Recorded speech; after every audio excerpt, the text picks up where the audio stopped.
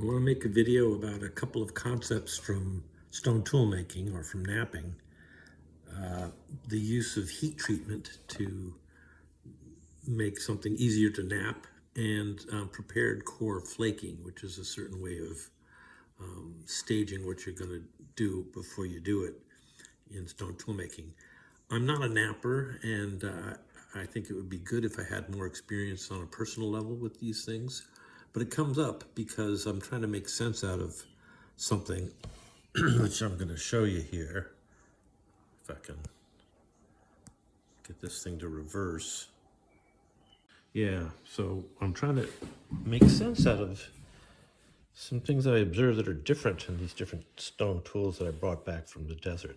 They're all made out of the same material, a dark chert or jasper, kind of an oil stone. But I couldn't get away from the feeling that some of these were colored differently than the others. These ones over here, kind of a dull clay beige. And these ones over here are sort of a range of grayish black to also beige, but with a beige that's a little bit more orange in color. So the coloring is not a too reliable thing to work on because it's affected by weathering. But I still couldn't get away from the feeling that there was something different about these from these. It's not really color.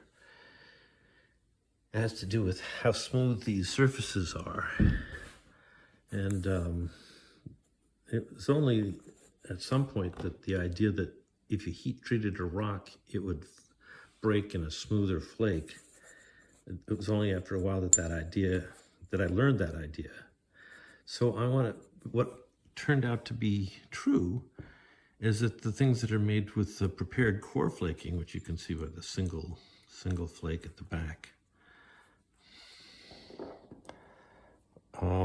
that these things were all made with smoother flakes. And if heat treatment is going to make you smoother flakes, I suppose, then the makers of these things used heat treatment, and the makers of these things did not, or used it less.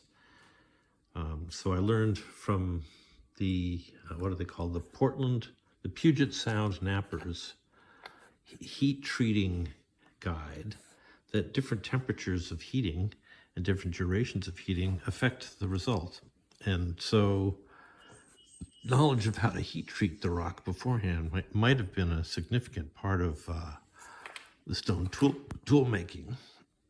So I want to talk about those two subjects, prepared core flaking and heat treatment. It's inevitable that if you're hammering things with a rock like this, that at some point you break off a piece of the surface of the rock. And that leaves you probably wanting to continue what you're doing and using the bigger piece, but occasionally someone would take an interest in this piece that broke off because it's got a sharp edge to it. And thus arises two different lines of stone tool making. One, flake sharpening technology, flake and flake sharpening technology, or core flaking and forming a tool out of the core. So in the case of something where you've removed a flake, you can then flake that further on both sides, make a bifacial blade, a thin blade, or you can just flake it on one side. That's called monofacial flaking. Usually you flake on the outer surface of the flake.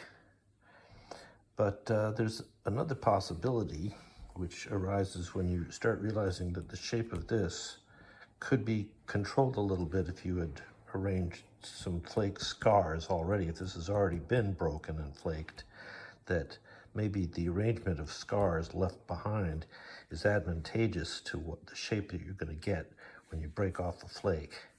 That's called prepared core. So you have a core and you have a prepared core where you've removed further flakes from the core with the intention of removing a final flake. And then you have prepared striking platform, which is something else that either on the flake or on the core, you can arrange a surface that's just right for the next whack that you're going to do. So if you're doing a prepared core tool making, you might remove some flakes from the surface of the core, and then you might create a striking platform for removing the final flake.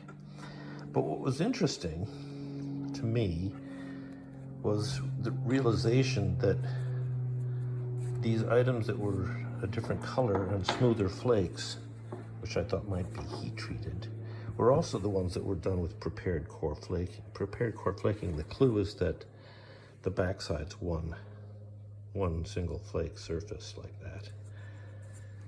Backside, just one surface. They call this Levallois flake making technology. Maybe I'll insert a little clip right here.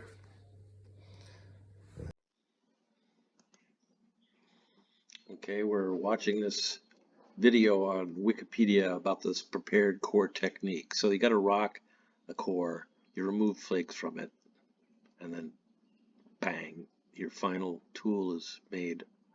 When you remove the last flake becomes the tool. That's prepared core technique. You can read here about how it's associated with the Middle Paleolithic. Not the upper, not the lower, but the middle. Although I can imagine other people use this technique somewhere.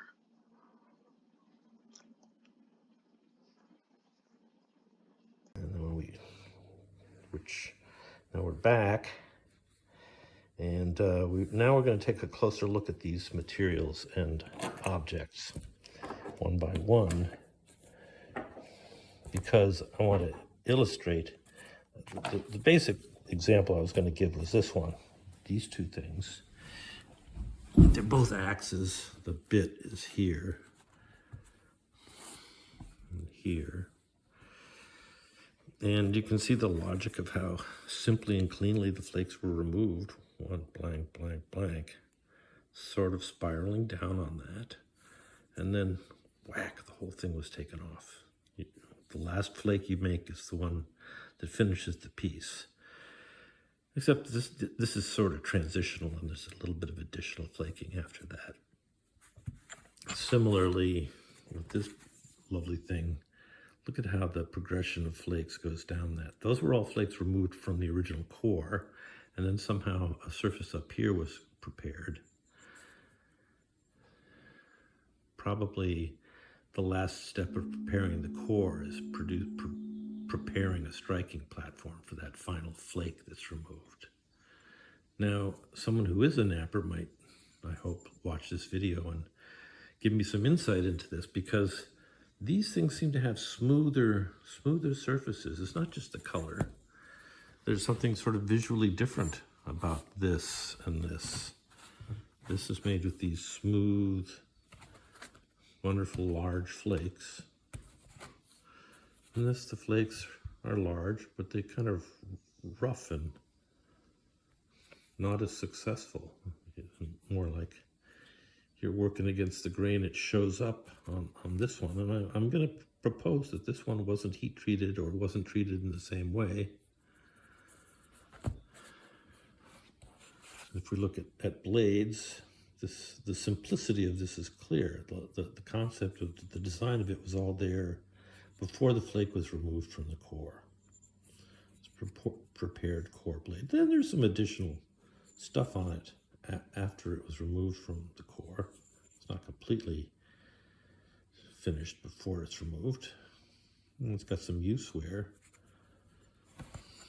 But the smoothness of those flakes is not matched by the smoothness of these flakes. If you look at that, there's sort of rough, the kind of a roughness to the surface there. I don't know if the camera shows it. I think it does.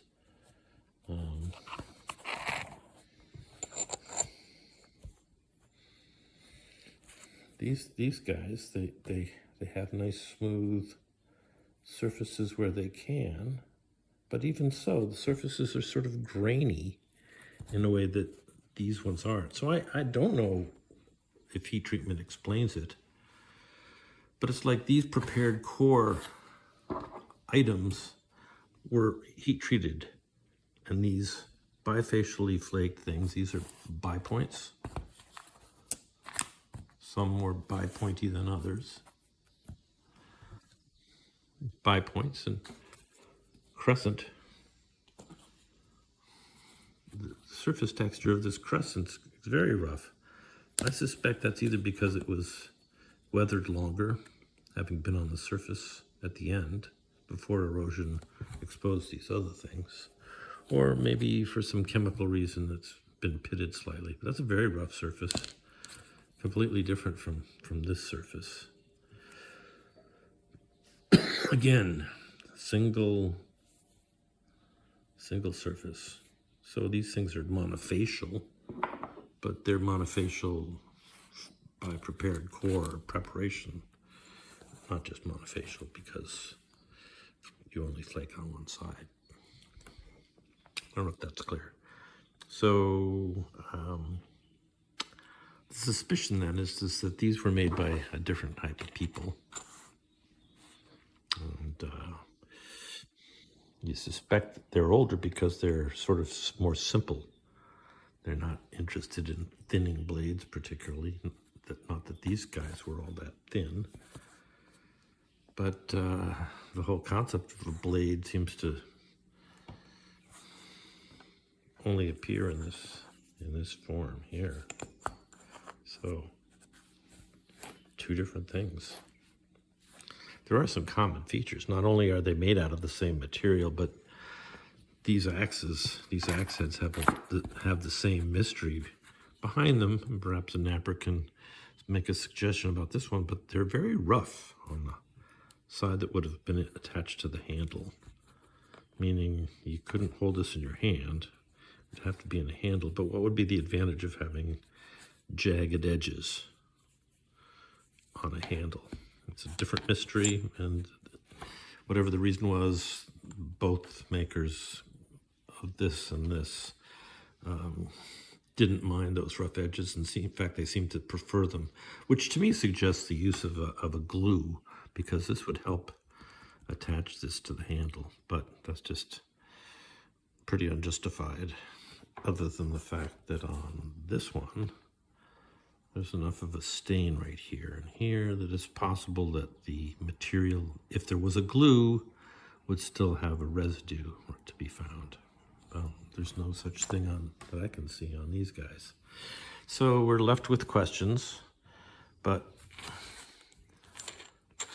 we're also left with a working hypothesis, which is that these later things, these bifacially flaked flakes, are from a different group of people, these bipoints, than the people who used heat treatment and prepared core flaking. Nice, eh?